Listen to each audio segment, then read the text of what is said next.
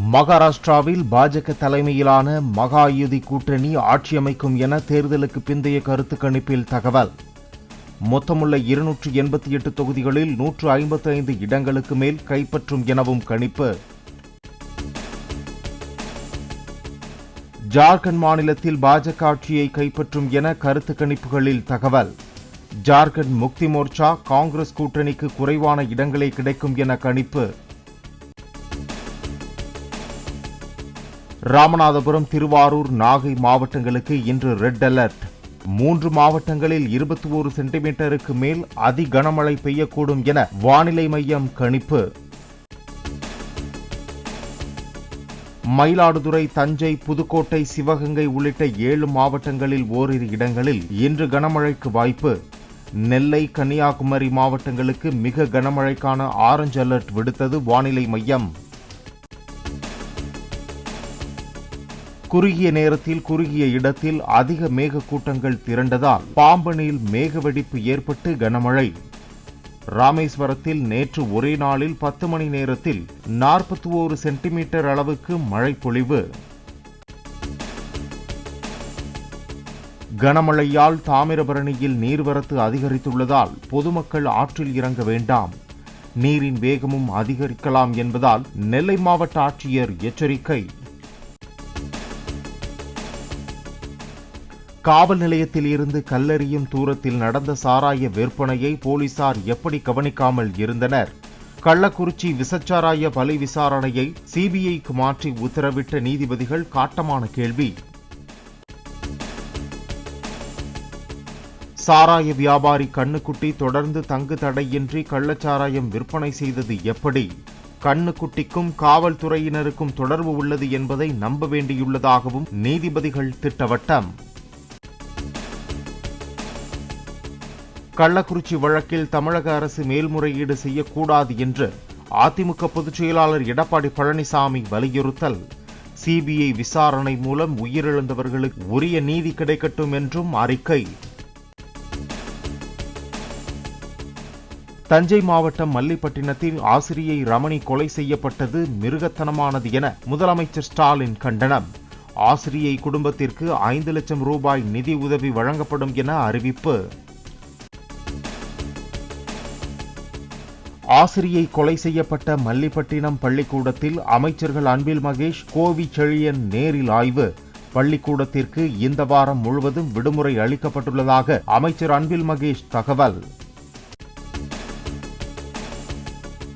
பாகிஸ்தான் கடற்படை சிறைபிடித்த 7 தமிழ்நாடு மீனவர்கள் உள்பட 14 இந்திய மீனவர்களை விடுவிக்க உடனடியாக நடவடிக்கை எடுக்க வேண்டும். வெளியுறவுத்துறை அமைச்சர் ஜெய்சங்கருக்கு எழுதிய கடிதத்தில் முதலமைச்சர் மு க ஸ்டாலின் வலியுறுத்தல். அதிமுக உடனான கூட்டணி பற்றி பொதுவெளியில் கருத்து தெரிவிக்கக்கூடாது. பாஜக உயர்மட்ட குழு கூட்டத்தில் நிர்வாகிகளுக்கு பாஜக மேலிட பொறுப்பாளர் அறிவுறுத்தல். சென்னை கமலாலயத்தில் நடைபெற்ற பாஜக உயர்மட்ட குழு கூட்டத்தில் லண்டனில் இருந்து காணொலி மூலம் பங்கேற்றார் அண்ணாமலை. 10 நாட்களில் தமிழகம் வந்து மீண்டும் கட்சிப் பணிகளை தீவிரமாக முன்னெடுக்க உள்ளதாக உறுதி. கொடைக்கானல் நட்சத்திர ஏரியில் போதையில் குதித்த இளைஞர் கரைக்கு வந்ததும் ரகளை.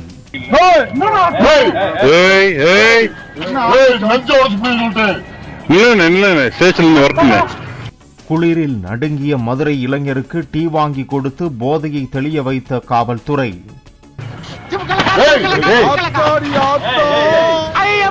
வருஷத்துக்கு ஒரு கிரிக்கெட்ட சிக்கிறனா சாமி. 3699 கோடி ரூபாய் முதலீட்டில் மொபைல் போன் உற்பத்தி ஆலையை விரிவாக்கம் செய்ய ஓசூர் டாடா எலக்ட்ரானிக்ஸ் நிறுவனத்திற்கு சுற்றுச்சூழல் அனுமதி.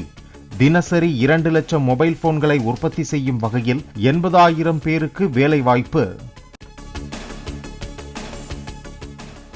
நடிகை கஸ்தூரிக்கு நிபந்தனை ஜாமீன் வழங்கி உத்தரவிட்டது எழும்பூர் நீதிமன்றம். மனிதாபிமான அடிப்படையில் எந்தவிதமான ஆட்சேபனையும் சென்னை காவல்துறை தரப்பில் தெரிவிக்காத நிலையில் உத்தரவு. அடுத்த ஆண்டு முதல் 30 சிறைகளில் காணொலி காட்சி மூலம் விசாரணை நடத்த ஒப்புதல் அளித்தது தமிழக அரசு.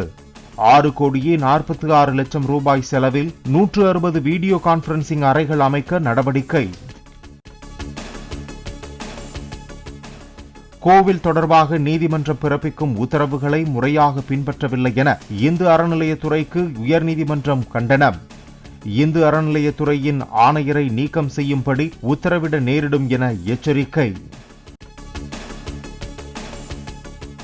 மத்திய இடைநிலை கல்வி வாரியமான CBSE-யின் பொதுத் தேர்வு அட்டவணை வெளியீடு. 10 மற்றும் 12ஆம் வகுப்புகளுக்கு பிப்ரவரி 15ஆம் தேதி தேர்வுகள் தொடங்கும் என்று அறிவிப்பு.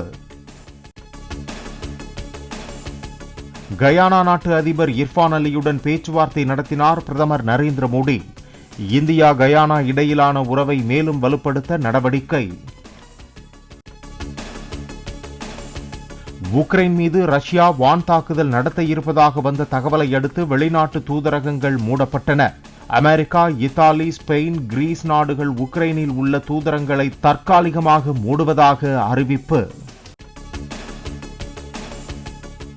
உக்ரைன் தலைநகரில் அமெரிக்க தூதரகம் மீண்டும் இன்று திறக்கப்படும் என அமெரிக்கா அறிவிப்பு. கீவ் நகரின் மீது தாக்குதல் நடத்தப்படும் என எச்சரிக்கை வந்ததால் தூதரகத்தை மூடியதாக அமெரிக்க வெளியுறவுத்துறை விளக்கம். சென்னை உயர்நீதிமன்ற மூத்த நீதிபதி கிருஷ்ணகுமார் மணிப்பூர் உயர்நீதிமன்ற தலைமை நீதிபதியாக நியமனம். கொலிஞ்சியத்தின் பரிந்துரையை ஏற்று குடியரசுத் தலைவர் திரௌபதி முர்மு உத்தரவு. சர்வதேச 20 ஓவர் கிரிக்கெட் போட்டியின் ஆல்ரவுண்டர் தரவரிசையில் மீண்டும் முதலிடம் பிடித்தார் இந்திய வீரர் ஹர்திக் பாண்டியா.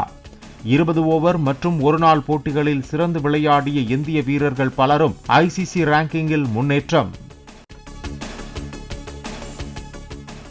3வது முறையாக மகளிர் ஆசிய ஹாக்கி தொடரில் சாம்பியன் பட்டம் வென்றது இந்திய அணி.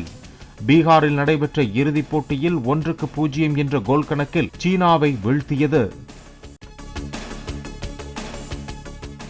தனது ஆவணப்படத்திற்கு தடையில்லா சான்றிதழை வழங்கிய தயாரிப்பாளர்கள், இயக்குநர்களுக்கு நன்றி தெரிவித்த நடிகை நயன்தாரா. எந்தவித தயக்கமோ தாமதமோ இல்லாமல் தடையில்லா சான்றிதழை அளித்ததற்கு நன்றி என அறிக்கை. இசையமைப்பாளர் AR ரஹ்மானிடம் பேஸ் கிட்டாரிஸ்டாக உள்ள கொல்கத்தாவைச் சேர்ந்த மோகினி தே என்ற பெண் தனது கணவரை பிரிவதாக அறிவித்தார். ஏற்கனவே AR ரஹ்மான், அவரது மனைவி சாஹிரா இருவரும் பிரிந்து வாழ்வதாக அறிவித்த நிலையில் மோகினி தே கணவரை பிரிவதாக இன்ஸ்டாகிராமில் பதிவு.